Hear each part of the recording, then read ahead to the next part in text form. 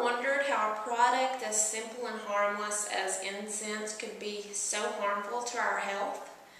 Well, I've been employed for 10 years by a correctional facility that provides intervention, drug treatment, and rehabilitation to probation offenders. We've been very fortunate to never have any major emergencies or death. No heart attacks, no illegal drug overdoses, major suicides, nothing. Until one day last year.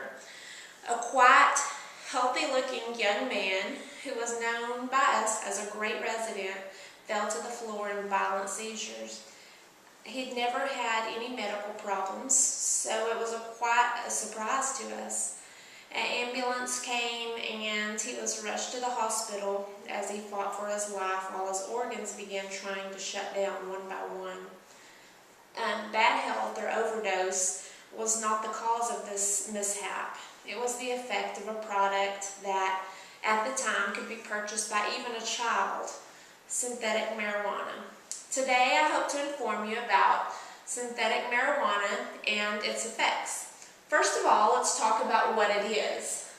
We all know that synthetic means artificial, or something that is artificially created through a chemical process.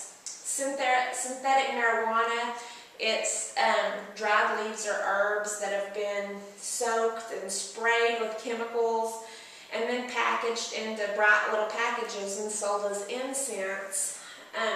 We found a lot of this stashed in our facility. It looks very much like marijuana, but it has a stronger, sweeter smell, a very distinctive smell. Since first discovered, it's been a hot item at convenience stores and smoke shops across the world. Anyone, any age, could go in and buy the substance since it's packaged and sold as herbal incense. It's also accessible online. Another attractive point about it is you don't have to be a legal age to buy it as you do cigarettes or any other tobacco products. It's sold by names such as Spice and Genie, Potpourri, but the most common one is K2. Soon after K2 was discovered, the popularity spread quickly because it's untestable in drug tests. You can smoke as much marijuana-like substance and never test positive for marijuana. According to licensed chemical dependency counselor Paulette Dabney, synthetic substances such as K2 has at least 10 to 15 times the effect of real marijuana, and it's much more dangerous than the illegal substance. Since recovering drug addicts relapse approximately 11 times before becoming clean and sober, she said she'd prefer her clients to use illegal marijuana during relapses, regardless of the legal consequences, over the chemically created form because of how dangerous it is. Ms. Dabney explained that K2 is much desired in her facility since the residents are tested every other day and K2 doesn't show up on drug tests. The drug K9 is unable to sniff this product out as well.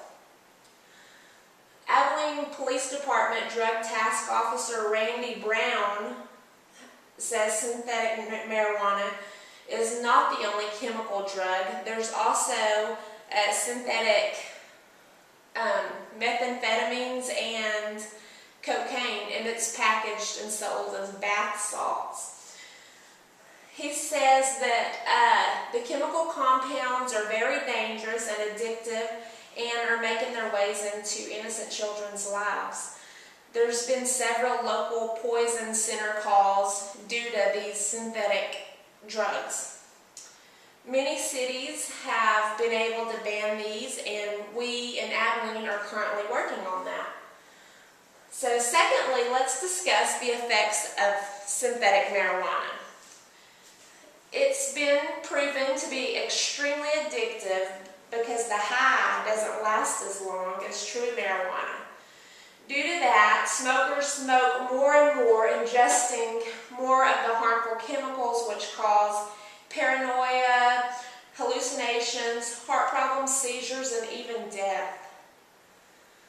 Taylor County Restitution Center Supervisor of 19 years, Debbie Rowland, claims that she's never seen anything like it, and the entire facility has become complete chaos since the discovery of K2, because the effects of it are so much worse than real marijuana. Marijuana users, they're typically calm, relaxed, laid back, but K2 users are spotted in their facility by their glassy eyes or their spaced out looks and their irate and out of the ordinary behavior. Supervisor Rowland also states that any uncommon behavior is a sign that something isn't right, and watch for this in your own kids. Ms. Rowland did inform me that there are specialized tests that